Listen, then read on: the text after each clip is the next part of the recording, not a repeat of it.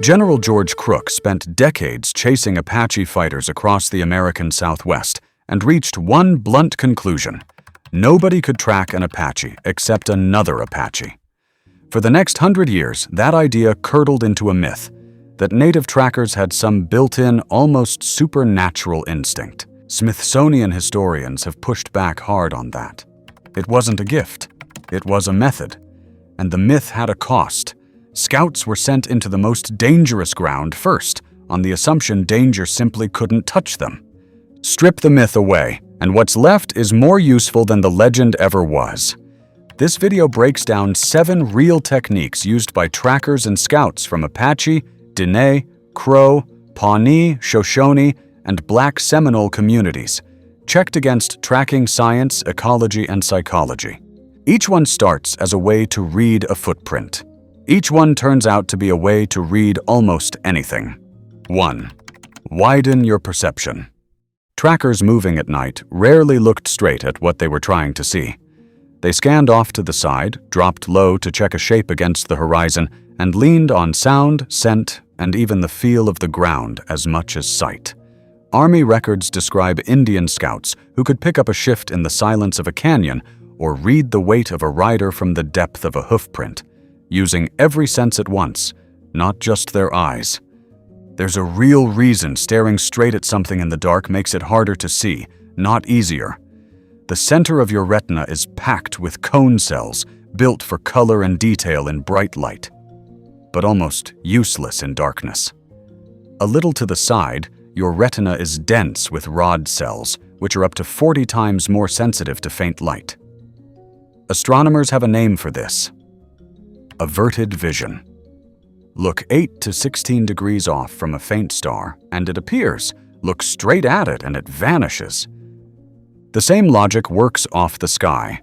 A project's official metrics can look completely fine while the side of the project, such as missed handoffs or the quiet dread in a status meeting, tell the real story.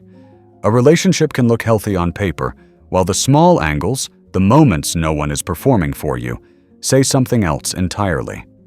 Widening your perception just means gathering information from more than one channel, because the channel you're staring straight at is rarely the whole picture. But a single wide-angle glance isn't enough. Real trackers didn't trust one sign, no matter how it was gathered. 2. Look for clusters. A single broken twig or one strange print told a tracker almost nothing. It could mean anything or nothing at all. What mattered was whether it connected to other signs such as matching stride length, disturbed soil in a consistent direction, or feeding marks that lined up with prints. Researcher Louis Liebenberg, who spent years studying tracking among hunter-gatherer communities, argues that this is genuinely scientific reasoning, building a hypothesis from evidence and testing it against every new clue that shows up, the same intellectual move that underlies modern science itself. This is where a lot of people go wrong in ordinary life, too.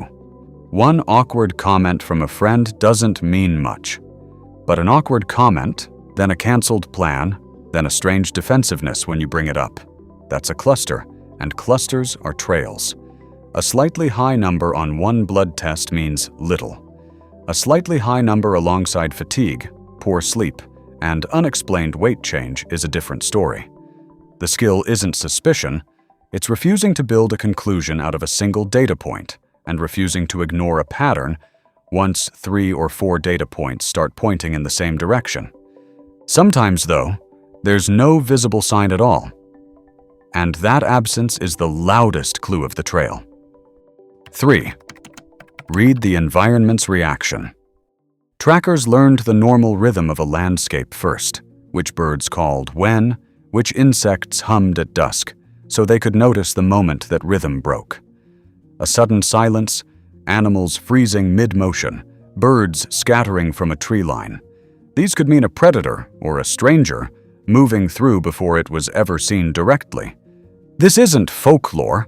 A 2026 study in behavioral ecology and sociobiology found that forest rodents actively listen for the calm behavior of other species, a singing bird, for instance, as a direct signal that no predator is nearby and adjust their foraging accordingly.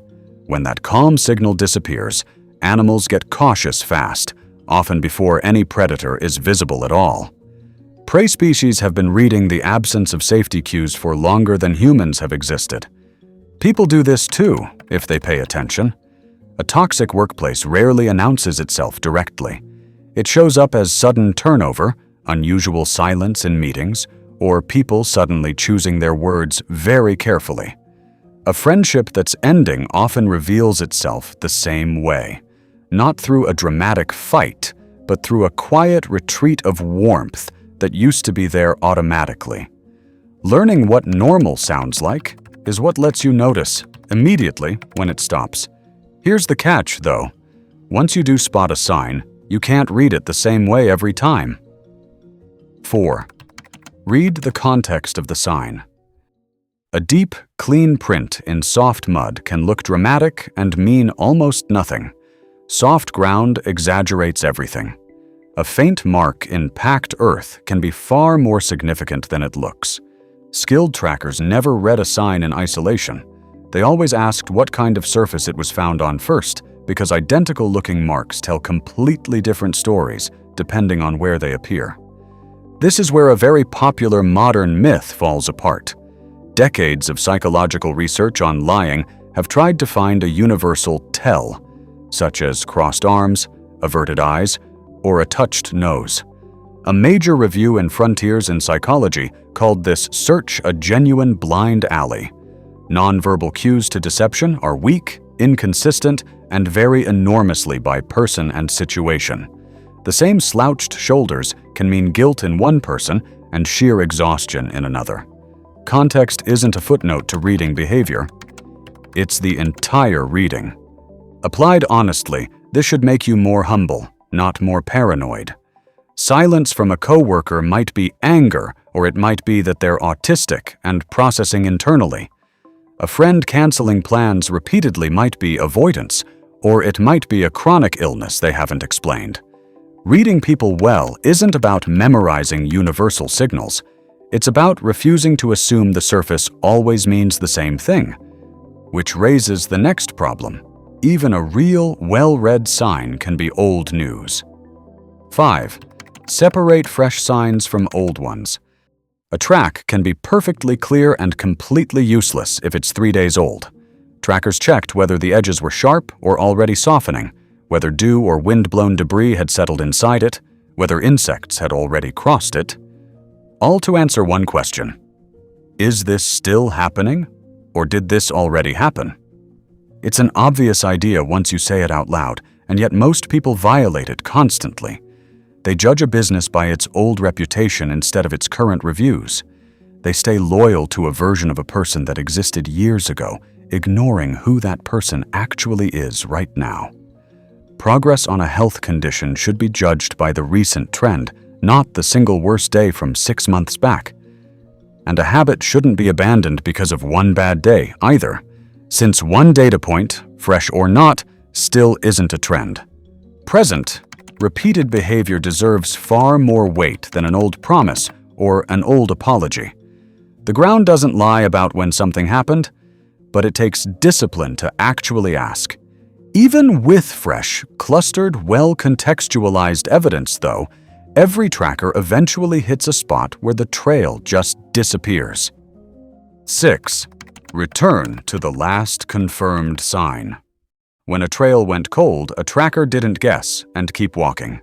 They went back to the last footprint they were certain belonged to the trail and searched outward from there in widening arcs, checking soft ground, water crossings, anywhere a sign was likely to survive. Guesswork was allowed to guide the search pattern. It was never allowed to replace evidence. This is arguably the single most useful mental habit on this list, because most people do the opposite under stress. When something goes wrong, when an argument spirals, a project breaks, or a symptom appears, the instinct is to keep spinning forward on assumptions, building an entire story on a foundation of maybe. The tracker's move is to physically stop and ask, what do I actually certainly know? Then rebuild from there. It's the backbone of good troubleshooting, and it's just as good at diffusing anxiety, which tends to manufacture dozens of imagined outcomes the moment real information runs out. There's one more piece, though, and it's the one that's hardest to practice, because it fights against every instinct fear creates. 7. Take your time. The eye needs time to adapt to darkness. Real time, not a few seconds. Rod cells fully regenerate over roughly 20 to 40 minutes, and one glance at a bright light resets the whole process. Experienced trackers understood this instinctively. They paused before moving, avoided staring into fires, and refused to conclude that nothing was out there until their senses had genuinely caught up with the dark. Rushing didn't just risk missing a sign, it risked destroying one by walking straight through evidence before it had been read. The same patience shows up again and again in accounts of Apache scouts working with the U.S. Army.